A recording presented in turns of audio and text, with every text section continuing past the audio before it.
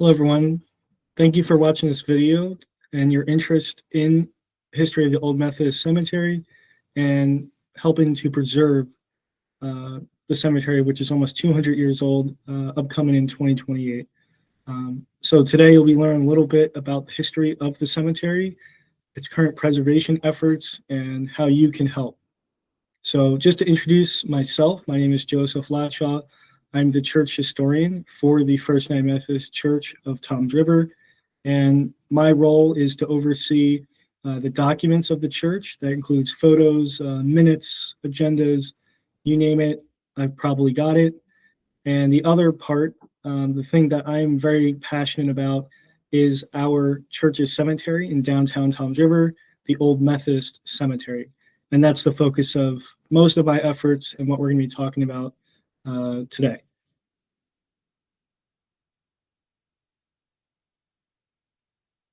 So to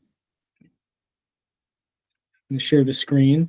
So to talk about the history of the Old Methodist Cemetery, I always like to start out with a quote, which is generally attributed to Benjamin Franklin, but I've actually never found evidence to suggest so. So I will say it's from anonymous, since I don't have proof. But you can judge the cemetery, you can judge the character of a town by the way their cemeteries look, and I think that's very true. If you talk to anyone about the cemetery downtown in Toms River, they'll immediately know what you're talking about. Even from people that aren't from Toms River say, oh yeah, it's by the courthouse, it's downtown, it always looks so pretty, oh, it's so nice, I like to walk through there. And so I think we owe it to ourselves, whether you're a member of the church, whether you're just an individual that's interested in helping the cemetery. You walk by it every day, you maybe drive by it, you're part of a civic group who's interested in helping, and many of other things. I just think that we owe it to ourselves so that the cemetery can last another 200 years. And I think that'll put a very good look on all of us down the line. So to go over it, this presentation, we're going to talk about a little bit of the timeline, the history of the cemetery, some notable stories, burials, the preservation efforts that have been ongoing and will continue, the education and interpretation that is available, and some volunteering opportunities, and also ways that you can donate. So to kind of give everyone context about the cemetery, how it fits into everything else around it, I tied it in with Toms River history, and then also United Methodist history on multiple fronts. So if you know a little bit about Methodist history, the sort of formations of it start with the Holy Club formed at Oxford with John Wesley. They haven't yet decided to split from the church. And so that's in 1729, not too far later. We think of it as maybe way older, but about 30-ish years later, about 30, almost 40 years later, the Dover Royal Charter is signed. That's now Toms River. In 1767, the Toms River Blockhouse fight happens in March of 1782, and that is intrinsically tied with the Old Methodist Cemetery, as we have at least two confirmed Patriot burials in the cemetery that were present at the Blockhouse fight. The Baltimore Conference is when what we now know as the United Methodist Church first comes together in 1784. And we have the old burial ground gets deeded to the Methodists in 1828. It was called the Old Burial Ground in 1828, which means and kind of tells and hints that it was a burial ground even before. If you're calling it old when it's new to the Methodists, it must be pretty old. But we consider 1828 as the founding of the cemetery, as it relates at least to the Methodists. And in 1870, Riverside opens, and that is the other large cemetery in town that's nearby. And that's also tied to the cemetery, and we'll get into that a little bit later. The Old Methodist Cemetery finally closes in 1905. And so really the cemetery is only active for close to 70 years, which in most cemeteries is not a very long time. And we'll sort of, again, get into that later. And in 1968, the United Methodist Church is formed. Previously, before that, the church and the cemetery itself was deeded and called the First Methodist Episcopal Church of Toms River. Now, as we call ourselves, it's the First United Methodist Church of Toms River. So this is the deed of the cemetery, and this is housed at the Monmouth County Archives, and it was dated on June 23rd, 1828. And the land itself was deeded from Joseph Lawrence and his wife, that isn't named. But on here, it's deeded to the trustees of the Toms River Methodist Meeting House. And it's hard to talk about the cemetery without also talking about the history of the church itself. They're kind of intrinsically tied together, and that's why I think it's so important to preserve it. It's part of Toms River, it's part of the church's history, it's part of the Revolutionary War history of the town. It's all tied together, and that's why I think really makes it special. But anyways, it names some of the earliest trustees, and it also lays out the boundaries. Used to be about 1 acre. Today, if you look on the tax maps, it's actually 3/4 of an acre. Over the years, we're now surrounded by sidewalks, the two roads. You have Washington Street and Hooper Avenue. Over the years, they've been widened, and there's now sidewalks. And we're surrounded on the other two sides by county parking for different courthouses. And so I think over the years, things have been intruded. So we've lost about 1/4 acre, give or take, to development over the years, growth. And another notable thing to talk about when it comes to this deed is that it says that the meeting house should be open to others, any other denomination of Christians. And so any other denomination could have worshipped at our first true meeting place other than people's homes for our church. And so I think that's quite interesting, at least when it comes to the cemetery and the church's history.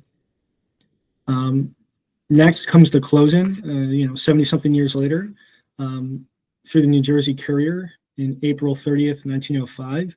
The reason why there isn't much in between is that there are really no surviving primary source records. And the Courier article actually points to some clues as to why. It says that every nook and corner of it has perhaps been utilized. So that's fair to say that if it was 1 acre, that there's probably burials that are under some parking lots, some sidewalk that we just don't know of anymore. And that also clues you in that most of that cemetery, there aren't headstones or footstones.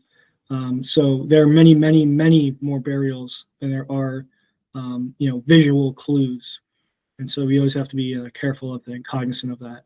It says no one has any knowledge that it was ever plotted, or if any record of the graves. And that makes complete sense. There are no surviving primary source documents as to who's buried there specifically, right? We have the headstones that are readable, some aren't. But we know there's many more that are buried there. We just don't know, and we'll probably never know. And if you look at the cemetery, unlike landscaped cemeteries that have very much defined rows and other things, it looks very straight and clean.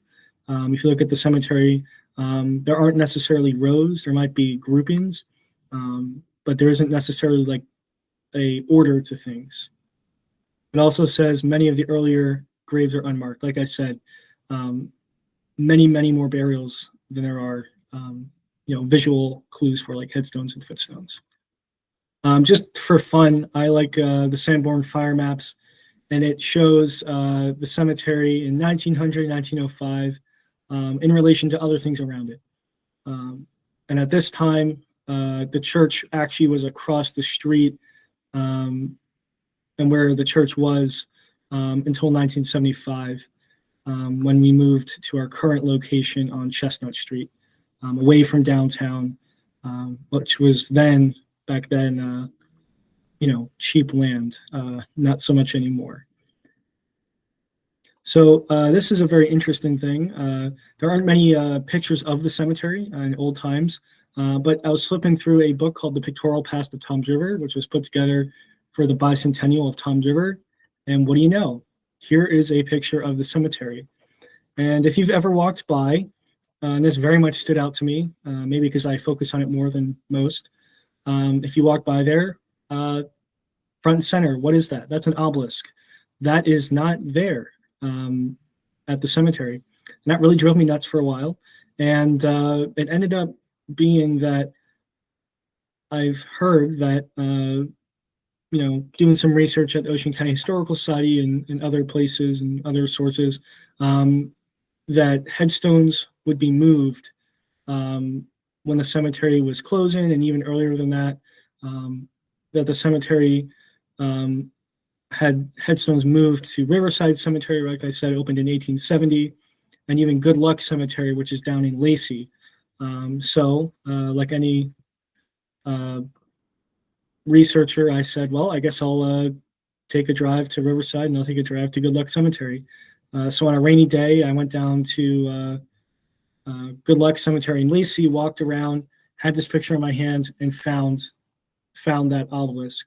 So somehow it got transported all the way down to Lacey, and it's still there today. And I'll talk a little bit more about that, the backstory in that. What's also great about this image, if you look at the cemetery now, again, many of the rows are missing headstones. So maybe one day I'll be able to take a picture and line up the two and see what pictures are missing. If you do look towards the building on the right, there is a very tall headstone that looks like it's surrounded by a wrought iron fence, and that's still there today, a very prominent headstone. And some others around it in front, in that row in front, actually they're laid down now. And so you can tell, at least somewhat, how much the cemetery has changed over a very long time. So, and it talks about the picture, a little bit history of it, and other things, and we've already gone over some of that. So this is some of the we're going to be going over some of the what I think are some interesting stories that are part of the cemetery. Catherine Corliss, this is the third oldest, not the oldest like this claims, from the Courier. This is a clip from the Courier article when the cemetery closed in 1905. Seems to be the oldest marker, but it's actually the second oldest headstone in the cemetery. But it's a sandstone marker, the only one in the cemetery, and it's cracked, and you can't really read the words on the headstone. But thankfully, in 1905, they actually wrote it down. And so it's a epitaph, a poem that says, "View me now as you pass by, as you are now, so once was I, as I am now, so you must be, prepare for death and follow me." And so it's very fortunate that they were able to record this, because you would never know this now, never know this. That's really, I think, really great, at least having some scraps of evidence of this cemetery so that you can kind of put things together. This is Martha C. Allen in the cemetery. And this is also very interesting. This headstone was put together, and the inscription is from someone that very much loved her. And so it talks about his undying love, all of these things, the cruel fate, the O with the exclamation point. And so it just speaks to the real like personal nature of all of these burials in the cemetery. And you have to always remember, even though we're looking at this maybe in a historical context, it's very much tied to families, to people that lived in the past. Not too different, from today when we bury someone. This is again that obelisk that I talked about. It is from the Smock family. And the story behind of why it got moved is that Caleb G. Smock was a small child that had died from parents Andrew and Louisa. And What happened was he died of some disease and at a very, very young age. And they were so distraught that they couldn't live in Tom's River anymore. They couldn't be around it. It just reminded them too much of his son. And so they decided to bring and move themselves to Lacey. And so they ended up moving the headstone to be near it. And it ends up later, a few years later, 2 years later actually, that the husband dies and then the mother dies much later in 1907. But that's a very large stone, probably about 12 feet, so double my height. It would be hard to move now that distance, so I can't imagine how much it would have cost, the effort behind it.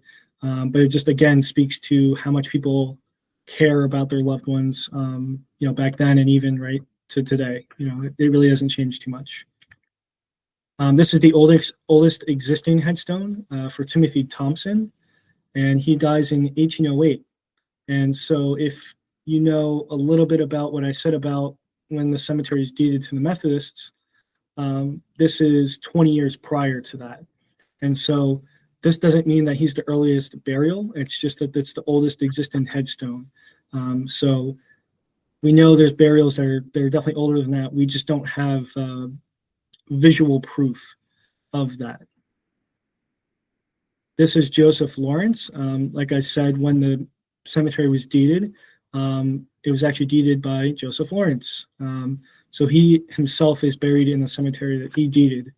And so a little bit about him, he was the deputy surveyor for the province of East Jersey. So before it was the colony of New Jersey, it was East and West Jersey. And he was one of the first Dover Township clerks. So a long line of people that have served as clerk. He was one of them. So a pretty prominent individual in town, in the area.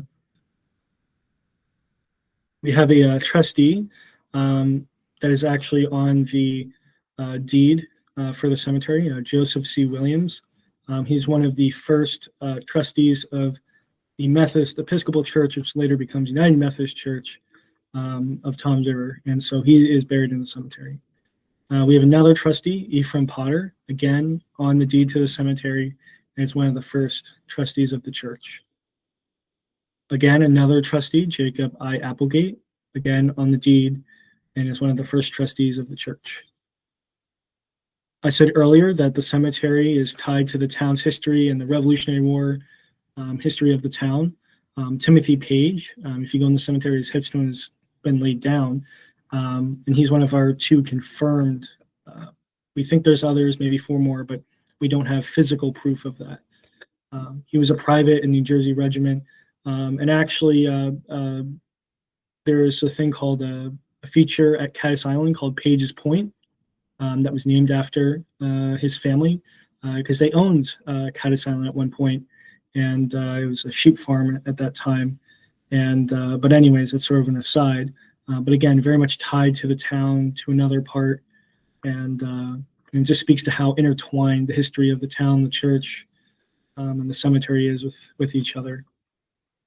William Williams, one of my favorite things of alliteration, also served during the Revolution and fought at the Blockhouse Fight along with Timothy Page. And so they are both buried in the cemetery. And he's the second confirmed burial of a Revolutionary War veteran. Ivan Irons was wounded at the Battle of the Wilderness from the Civil War. If you know a little bit about the Civil War, that is one of the, out of all of the battles that were horrible, this was one of the worst.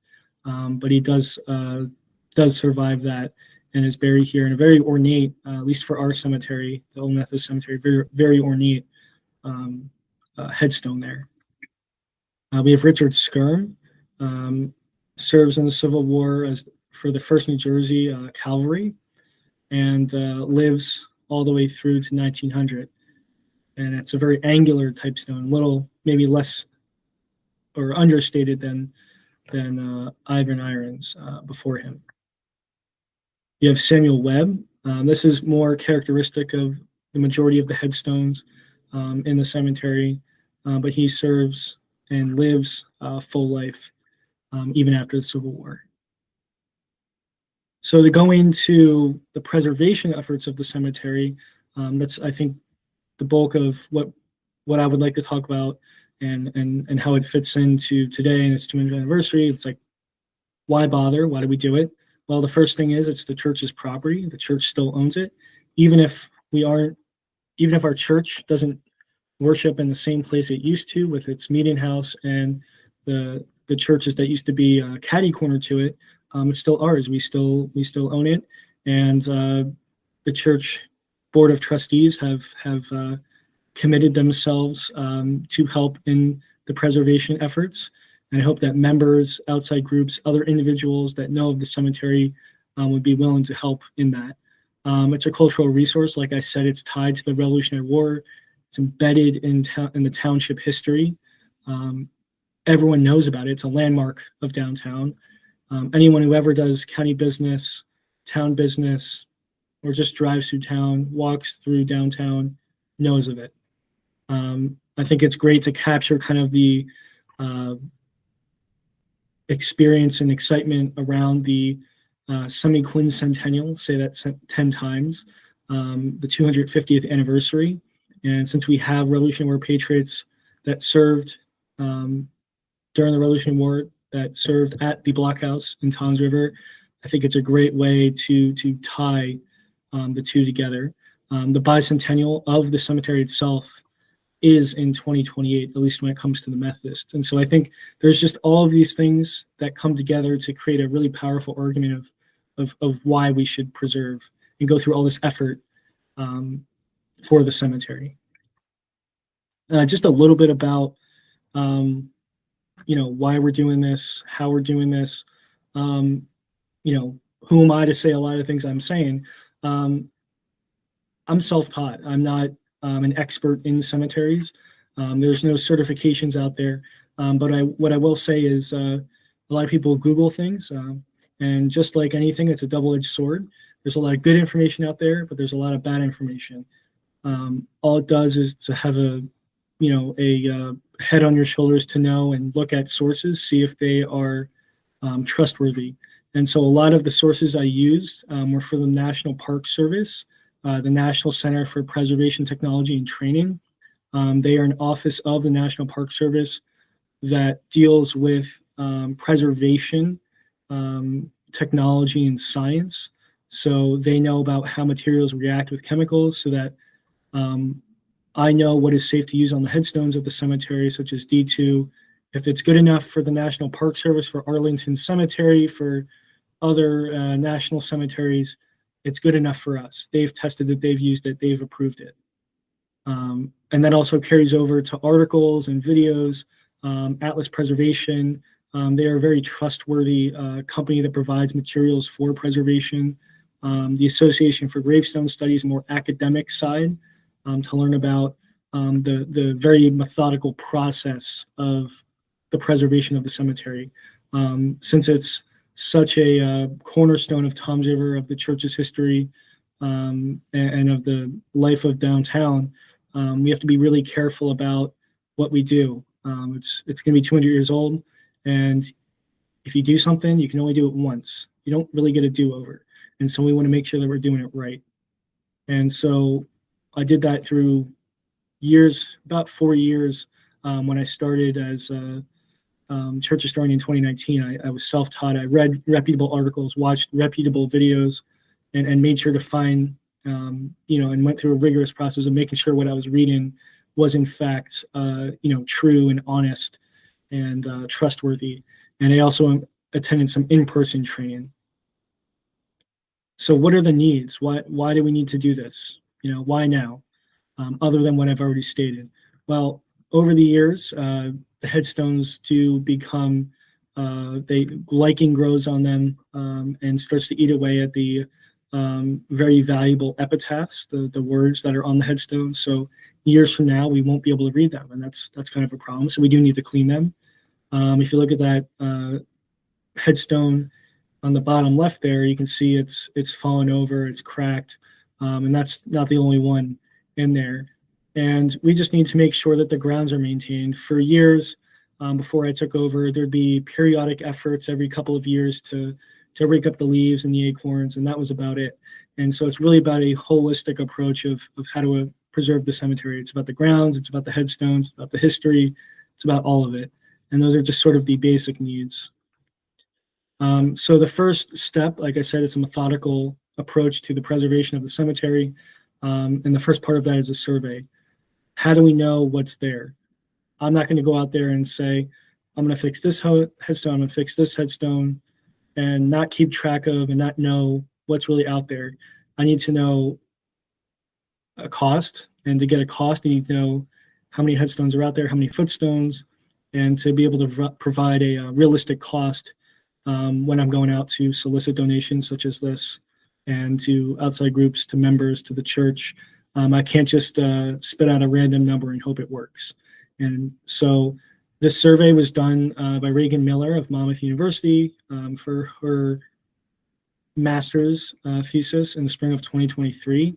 It helped assess the current state. And this will be the first survey done since 1933. So 90 years later, another survey was done. The previous survey in 1933 was just an account of the actual burials, the headstones. And so this was a little bit more comprehensive. It took pictures, measurements, and other things, so that we have a very much a stamp in time of what the cemetery was. Even 100 years from now, we can look back and know almost everything about each headstone, each footstone. We know exactly what it looked like. And that really helps, again, like I said, determine the scope of the work, how much it would cost. And the survey, we're fortunate enough that it's available for the public to view. It's not some hidden secret. We want people to be able to use it as a resource for their own research, for their genealogy, for whatever they might want it for. And it's available for the public to look at the Ocean County Historical Society just around the corner. So you can go into research when they're open to look at it yourselves. The second step was the conditions assessment. And this was done recently by Roth Cemetery Services in February 2025. And so this really nails down, using the survey data and a site visit, they were able to determine the needs and cost for preservation. And so this really gets down to, how much we would need to fundraise, what is the commitment to the church, what else would we need to raise that the church can't raise itself. And so we have it based on severity. So the first two levels there, you have severity of 1 through 6 and 7. And the severity is 1 being the least, 10 being the most. So you want to be very methodical in how you approach that. So you would want to go after the headstones that have the most needs. So the first cost to be associated would be $17,000 if we had to split it up into two goals, $17,000 and $8,000, which comes to a total of $25,000, which I will say 4 years ago, I did take a guess myself, but didn't really put it out there. I said, maybe around 30,000. That's just my best guess, without really knowing too much. But you do the right process, and that's just what it happened to come out to. I was only up by $5,000. And so this gives us a concrete way of going out and trying to organize ourselves to fundraise and to preserve the cemetery in a methodical way. And that comes to the fundraising efforts. And so the shovel in the ground, if you will, I'm expecting to start on the preservation work in the spring of 2026. It's the spring of 2025 at the current moment. And so to kind of frame how and why you should donate and how it all plays into it, being open and transparent about that. The church is a major source of funding. The Board of Trustees have committed $4,000. So that is a great jumpstart to the $25,000 goal for the full preservation of the cemetery. We're going to be shortly members to donate. And there is a DAR preservation matching grant that is open each year in August and closes in November that we can match up to $10,000, but they prefer smaller grants. So whatever we do raise from the church through the board of trustees, right? They're a $4,000 commitment, so we can match up to $4,000 now.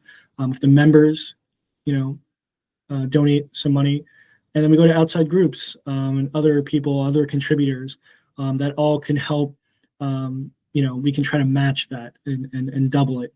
And so between all of those things, we're utilizing as many streams as we can, be as resourceful as we can, be transparent as we can, to reach that $25,000 goal of preserving the cemetery.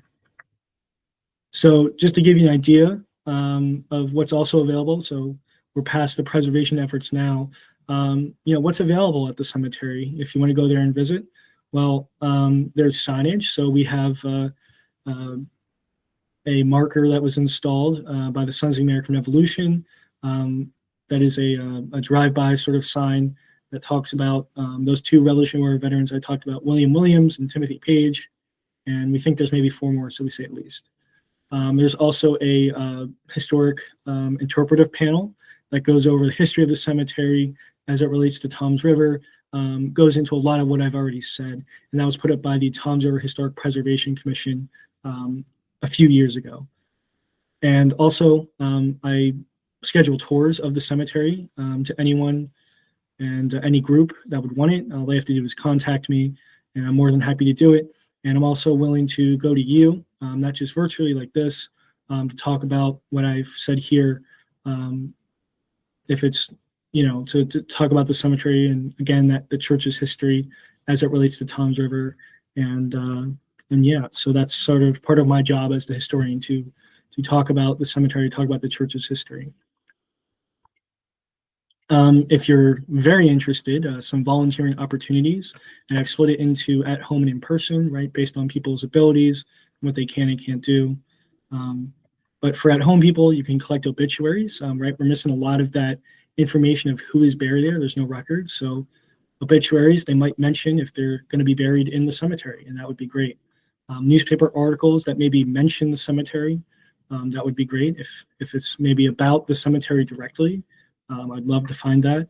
Updating Find a Grave, that's sort of the Wikipedia of the cemetery. And so making sure that the pictures, the GPS coordinates and stuff that are on there are accurate, and responding to people's requests that you get maybe every once in a while. And as always, if we're applying for this DAR grant, hey, if you have some grant experience, let me know. I'm always open to collaborate with people.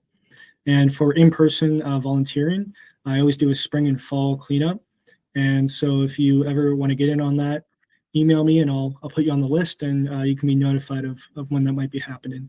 After each storm, windstorm, rainstorm, I always try to go around, if I can get there soon after it, check for fallen branches to see if it hit a headstone or damaged something. If there's a widowmaker up top of a tree, we want to make sure that people walk through can do so safely. So helping me in that would be great. When it comes to that time, cleaning the headstones, and then if it ever comes to it, resetting some headstones if we ever need it. So the last thing that I'm sure you're all waiting for is, how do I help to raise and reach that goal of $25,000 to preserve the Old Methodist Cemetery for its 200th anniversary in 2028? Well, we can make it pretty easy. So that QR code that's on the screen, that will take you to the church's website, the First Name Methodist Church of Toms River, at fumctr.com/donate. And you can scan this QR code or go to that website. You look us up at Google, you'll find us very easily. And you can write in other cemetery as the reason for donation, and donate in any amount you would like, in a recurrent amount, a one-time amount, any is appreciated to reach that goal. And if you don't like to do online giving towards this, you could also donate by check, cash, or other means, and mail it to the church office. And of course, if you have any questions, you can contact me here personally. That's my email, that's my phone number. You could always reach out to our church office. All the information is on our website at fumctr.com. And so I'd just like to thank you for listening to this presentation. And I hope that you're willing to donate towards the preservation of the cemetery for its 200th anniversary and reach our goal of raising $25,000 to do that. Thank you.